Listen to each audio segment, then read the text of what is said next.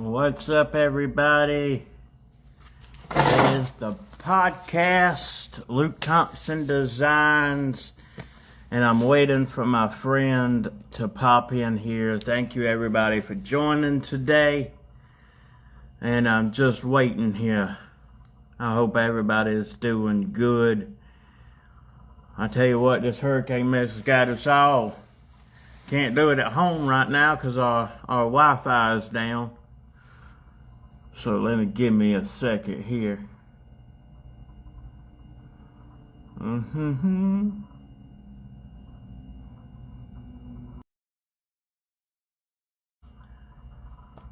just waiting for my guest to pop in. Let's see here.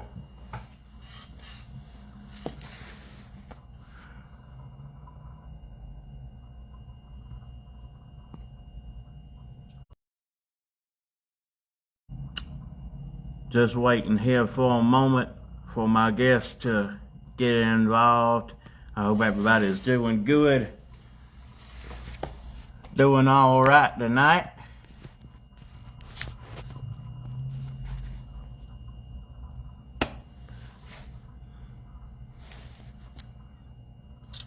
What's up, Mad T? Hope you're doing good tonight, brother. I'm just waiting for my guest to pop in and I'll get him on the screen. It's been one thing after another with this hurricane, I tell you that, you know. What's up, Thompson? I know you watching. I'm just waiting for my friend to pop in so we can start this podcast.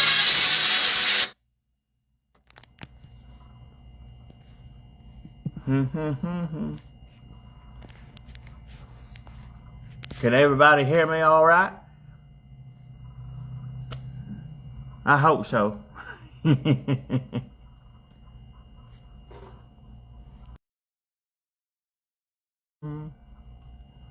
What's up, everybody? It's good to see everybody. Like I said, I'm just waiting for my friend to get on here and we'll do this podcast. I hope everybody that got affected by the hurricane is doing all right. Just got to rebuild, you know. I hope everybody can hear me all right.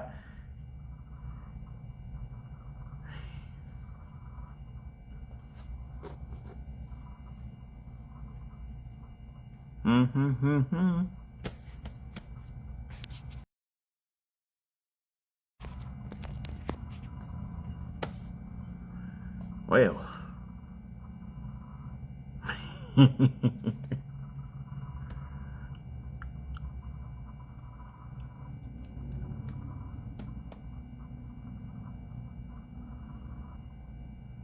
I hope everybody's doing good.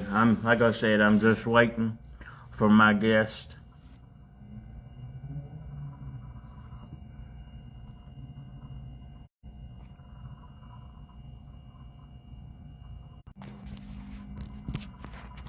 Alright, can everybody hear me all right?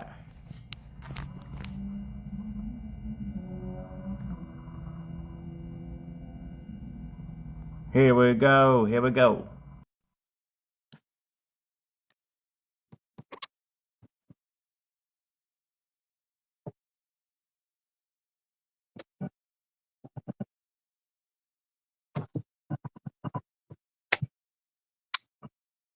Let's see here.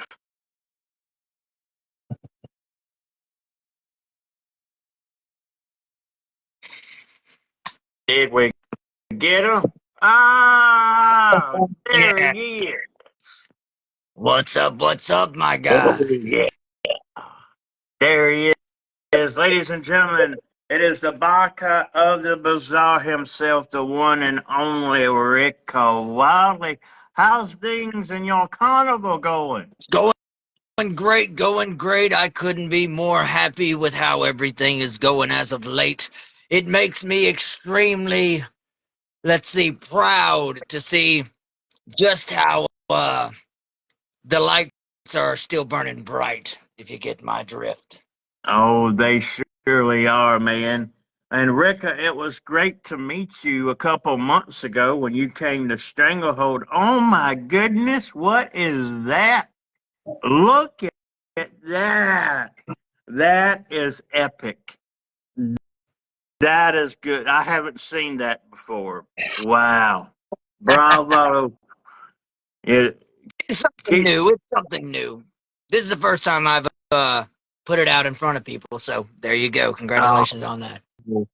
thank you so much. Thank you so much for revealing that to the world. That is an epic addition to the mask of Rika Wildlee. Rika Wildlee. And that's Man, so man, I just want to know, like, how Rika. Uh, let's start here.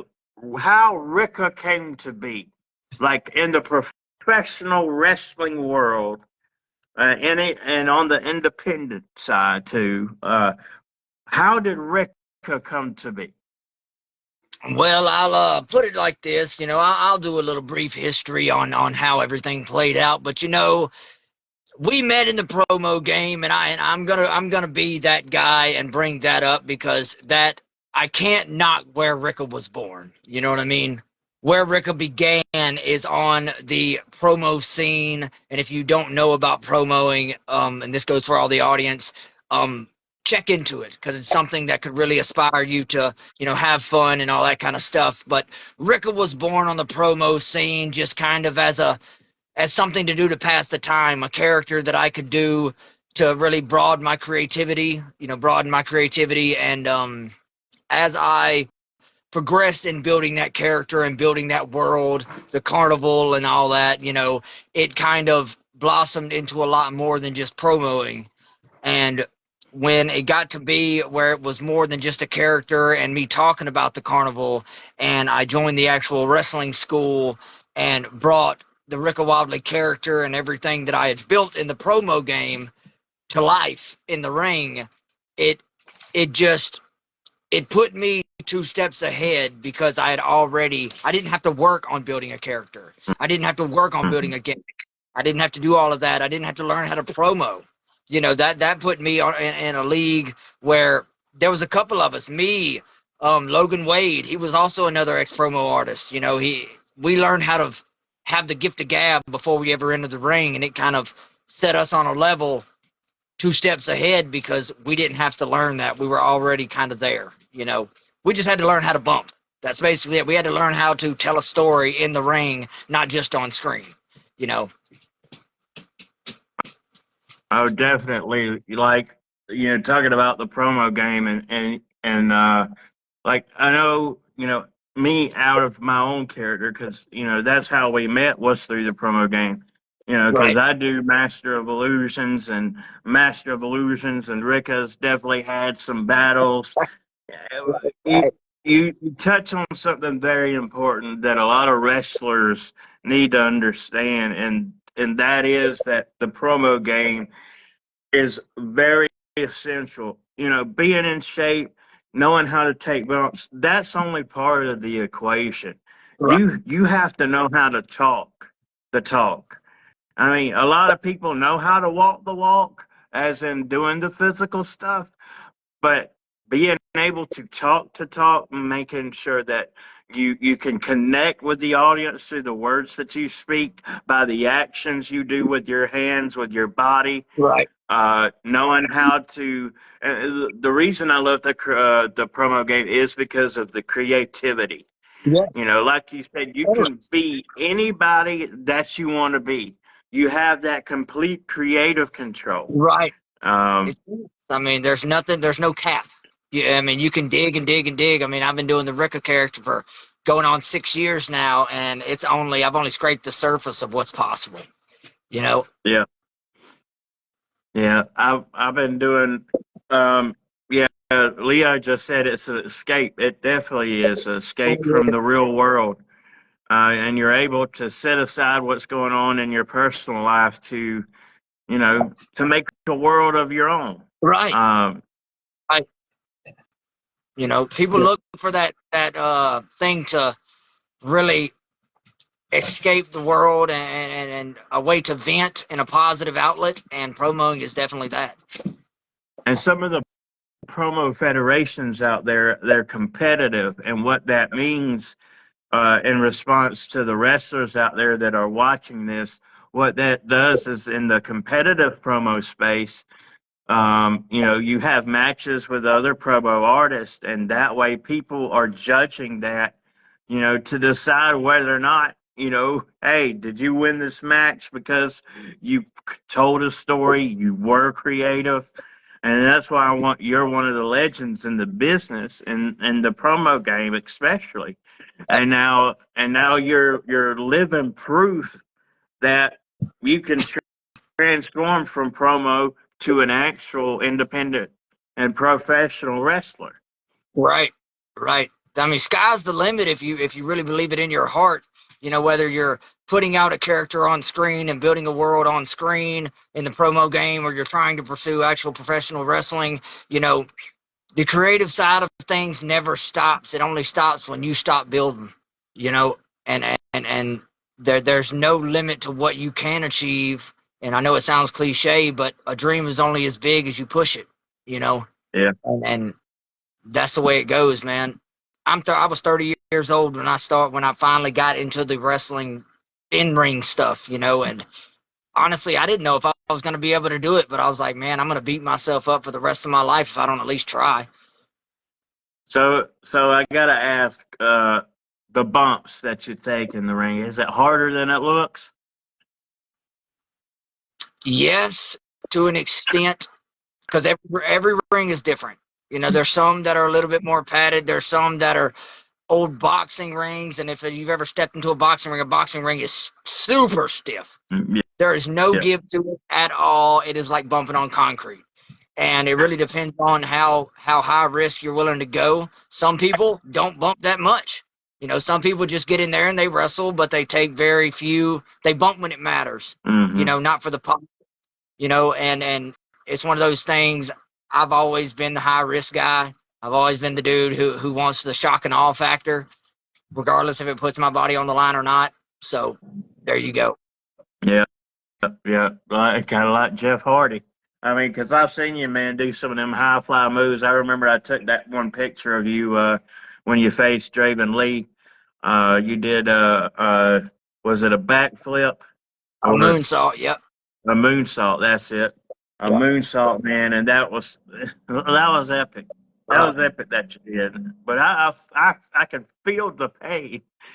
I mean, but I've been in the ring before too, and I've did tested bumps, and I don't think I'll be honest, I don't think my body could withstand it, man. It's definitely a lot harder on my body. Well, But I guess my body's too tore up, I guess, already. I tell you, man, I tell you, it's, going to a school and learning how to bump and all of that. People think it's just learning how to fall down, but it's you learn how to bump. The worst thing you can do, and the way it's going to hurt the worst, is if you try to protect yourself falling. Like if you try Yeah, to land on one side because you're trying not, you're trying to curl up, or you're trying to stop yourself with your arm, or, whatever the case may be. If you land as flat as humanly possible, it's kind of like doing a belly splash off a diving board. It's going to sting, but it's surface area. You're yeah, taking up the most space possible, and it's not going to be as bad of a bump. It's yeah, going to hurt. I mean, that you can't take that away, but it's not going to be as bad as it could be. You trying to stop it and hurting your arm or leg or whatever the case may be. definitely. So one question I did have for Rika, because I really want to know this. I'm not even sure I've asked you in conversation, but who are some wrestlers that you as Rika look up to and kind of conform? Hey, I like what this guy did or this guy did. Who is some people that you've looked up to? I'm going to say high flying style wise, it was definitely RVD and Eddie Guerrero. Mm-hmm. I'm gonna say color scheme wise, it was definitely some Jeff Hardy, entrance, black light, you know, kind of deal going on. That's where I, aspire to do that. As far as ground game, one of my favorite technicians is either Dean Malenko or William Regal. You know, just there's nothing on the ground, as far as locks and holds and just clean cut wrestling that they Yeah. can't do. Mhm. There's nothing real fancy about it. It's just clean and nice to watch. It's like stuff that doesn't get done anymore. You know, Yeah. but that's me. That's what that's what I've inspired to pull from. Those are the guys. Those are interesting choices. I mean, I didn't expect. I guess I didn't expect to hear Dean Malenko or Regal Right. to be some of the people, but I understand it now, especially with the moveset that you've done that I've seen you do. Because it does. You can see the reflection, Right. and those people that you've mentioned. Um, and I got to bring up this. I know this is kind of switching to another topic, but so last year, I set out to start the Dream Match series, Right. and we know that we finally, after a year or a little less than a year, but because it happened in June, and I started the Dream Match series in July of last year. So June of this year, we had Draven Lee versus Rika Wildlee. Yes. Now with that said, and y'all did a great job in an epic match, but I do have to ask now. Now that you've got that in the books, who is your next dream match opponent that you want to face? There's one that I want to definitely face, and I don't know how soon because he's got a lot going on, and that's Sam Stackhouse. Oh, Just on the fact that I've seen him take guys that are my size, and that's a big fella. That's a big guy, and to take guys my size and amplify them as giants themselves. There's people that can tell a story by the way their moves and the way that they sell and the way they perform, and to work a guy like that who not only has charisma but knows how to put the story piece by piece together regardless of size. You know, he's that definitely on my list.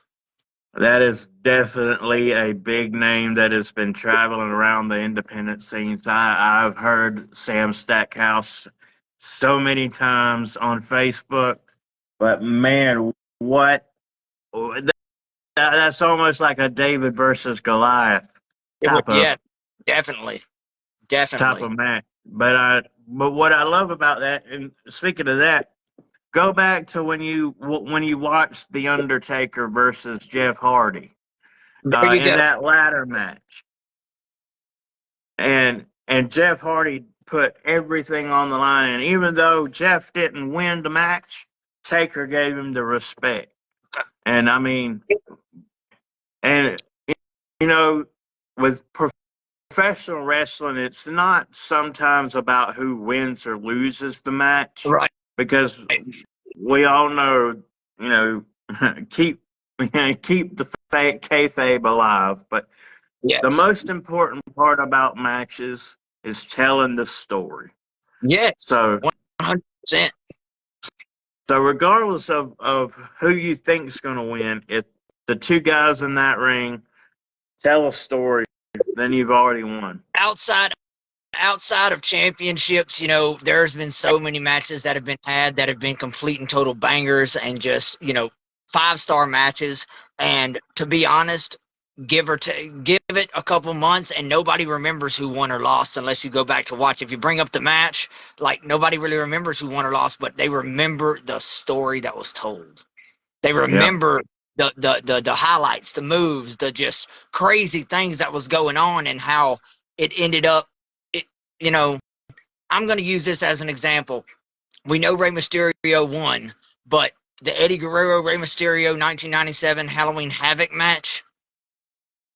I Yeah. mean, that match.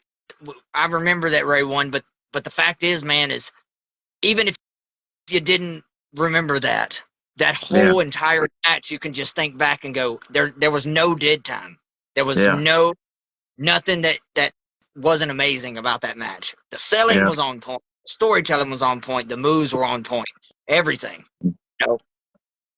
I'm not sure if you saw this match or not, but the most recent match that I could think of that was just, and it's not about even who won the match, but it was in AEW. It was Will Ospreay versus MJF, and they win an hour. Yeah, I And saw the highlights of that. think I think it was a draw actually, but that match, I mean, one after the other. I mean, it's just amazing when you can tell stories like that without having to even say a word. Right, Uh, right. that's why I love wrestling, man. My dad got me into it, and when I was a kid, he took us to the first show. It was a SmackDown house show in Savannah, Georgia, and ever since then, man, we watched Monday Night Raw, SmackDown, and stuff like that. Um, Right. so what's next for Rika? What do you got on the docket that's coming up soon that you can talk about?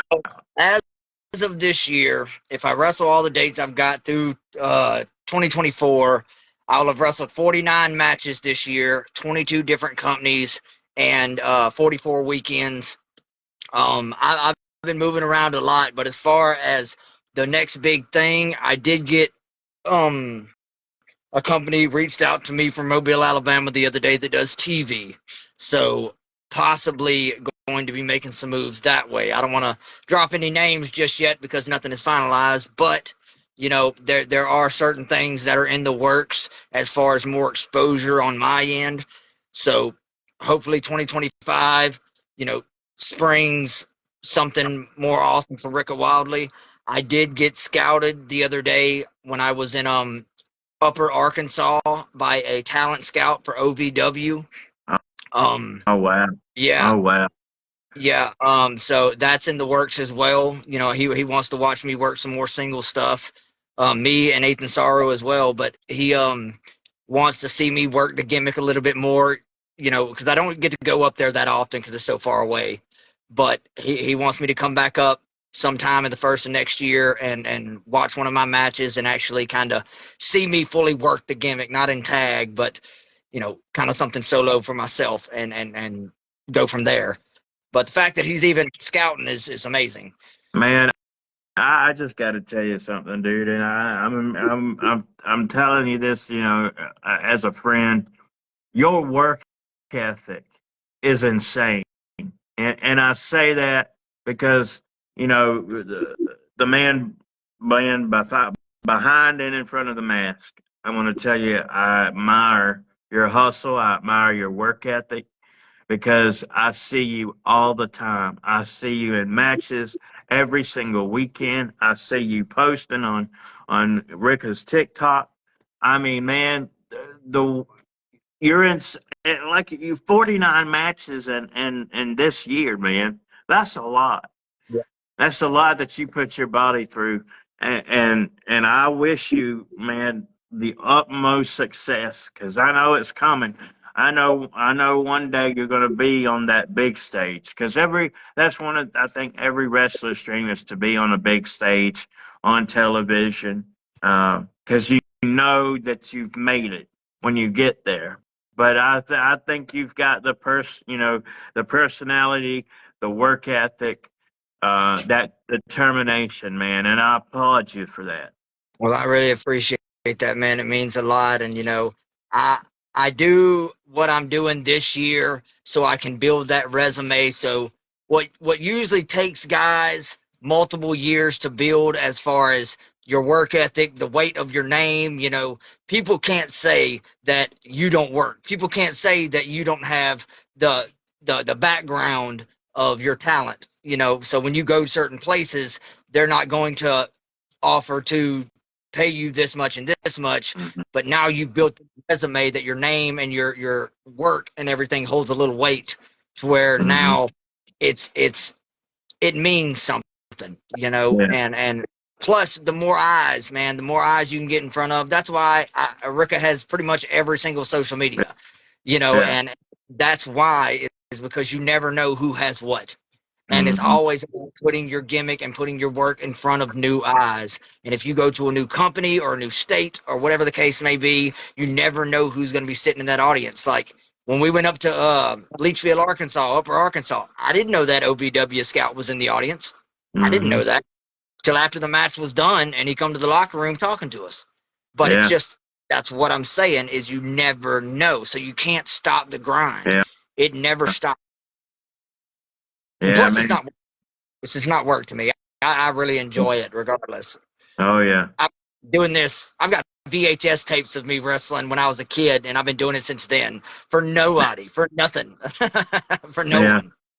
Man, I know that's the mindset you gotta have, man. And I remember years ago there's this guy named Gary Vaynerchuk. I'm not sure if you've ever heard of him. I see him on TikTok all the time. Uh, Vayner Media. He's got a very big platform, but he said a statement. He said everybody is trying to create, create, create. He said don't create, document. And I think you're one of those guys that has documented this entire transformation from where you first started, actually all the way from you being a kid and the wrestling, all the way to becoming Rika Wildlee, you know, and how you do your social media. Because I see it all the time, man. I see all your videos popping up on Facebook, up on YouTube, or up on TikTok, the FYP page. I mean, man, you're doing a great job, and I can't speak more highly of you. Well, Um, I really appreciate that, man. And it's one of those deals, dude. Is when I'm an old man, okay, when we're all old men, okay, my grandkids are going to be able to look back and see my story because that's all we yeah, are. At the end of our days, when we're all dead and gone, that's all we are, a story. But how do you become somewhat immortal? That's by having a story worth talking about long after you're gone. You know what I'm saying? 100%. Yep, So yep, build that story while you're here. Give them something to talk about while once you're out and once you're gone, and you know you're nothing but a memory. Make your story worth telling. That's the message, man. Make your story worth telling. I'll take my horn just a little bit. That's why I'm a graphic designer for the last couple of years, is because, and I know you're a graphic designer too. So when you make these pieces of art and you've done it for so long, and then all of a sudden you start seeing that same work that you've done spread across the entire world, Yep. that Yep. that knows you've done It something, man. makes you feel amazing. I remember I went to a wrestling show, I think a year and a half ago, and I remembered there was a table there of wrestling autographs that this guy was selling. And I happened to go through them just to see, and look, lo and behold, it was one of the pieces that I had done that was signed. I think it was Davy Boy Smith Jr. That I had done of him, and it was on that table. I mean, like out of the blue, just crazy. Did you freeze up there? Huh. Oops. Looks like he froze. Huh. All right. Let me just take a minute here and let him try to come back on.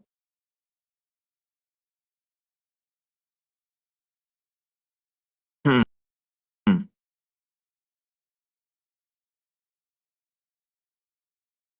Request again, Rika. I'm not really sure what happened there.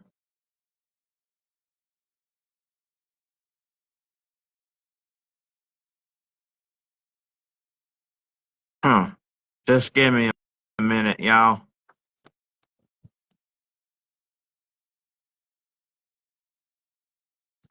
Let's see here. Trying to add him. All right.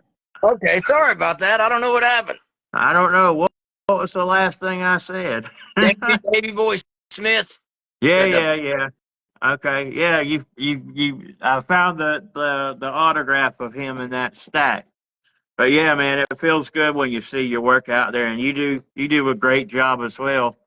Because I see your work as well. But yeah, man. So uh, before we end this thing, is there anything you want to say? Well, first off, I want to say thank you not only for this podcast, but for setting that match up against me and Draven Lee. Because, like I said before, man, I've been wanting to do that for a long time. He was one of those guys that was on my list, and we've talked about that. So the fact that it actually got to happen was kind of, something on my resume that I'll hold forever. And now me and Draven are tight as ever. We talk often, and No. and I mean it just that alone has set me up in so many different avenues, whether it be in Georgia or Alabama or whatever. So I appreciate you and thank you for that. But overall, I want people to know that you're only going to go far as you push yourself. And when it comes to advertising your gimmick, putting yourself online on all social medias and things like that as a performer, as a wrestler, as a artist, whatever you try to do, it's one of those deals that social media is a constant, only because if you there are thousands upon millions of different profiles and different pages and things in that nature, but if you don't put something out every day to push yourself, your gimmick, your work, all of that, you get buried, you get forgot. And that's why so many social promo artists and wrestlers, for that matter, get forgot about. Mhm. Why isn't my stuff getting a lot of views? Why isn't my work getting out there? Why isn't it getting in front of the right eyes? It's because you only post once every couple of weeks, you know? Yeah. And I'm trying to tell others about that. Calm down. My dog is running all over the place. But but yeah, I'm just trying to let everybody know that you've got to push the gimmick just as hard. I don't look at this as a wrestler as a wrestler trying to build a gimmick. It's a brand. It's a brand. Mhm. And you got to put it as such. You've got to build it as such. I want Rika to pay me long after the wrestling is over, and Yeah. and is why I'm building what I'm building now. Yep. You know, so that's where I'm at. And again, thank you for this podcast. It's been so much fun, and I really appreciate it. Oh, you're welcome, man. So everybody, yes, take everything that he say, and if you want an example to follow on how to do social media, how to do your gimmicks and promo wise, look up Rika Wildlee, and hopefully some scouts, wrestlers will take a hold of your thing, man. Because I hope, man, that you get you, all the success in the world, bro. And to get the lighting eyes. There we go, man. And so to end the podcast, I cannot do it by myself because I want you to end it the only way that Rika knows how You got about the carnival. So I'll let you say the final words. everybody. I've said it once, and I'll say it again. Beyond the big top, the carnival awaits. Thank you, Rika. Thank you, sir. Have a good night.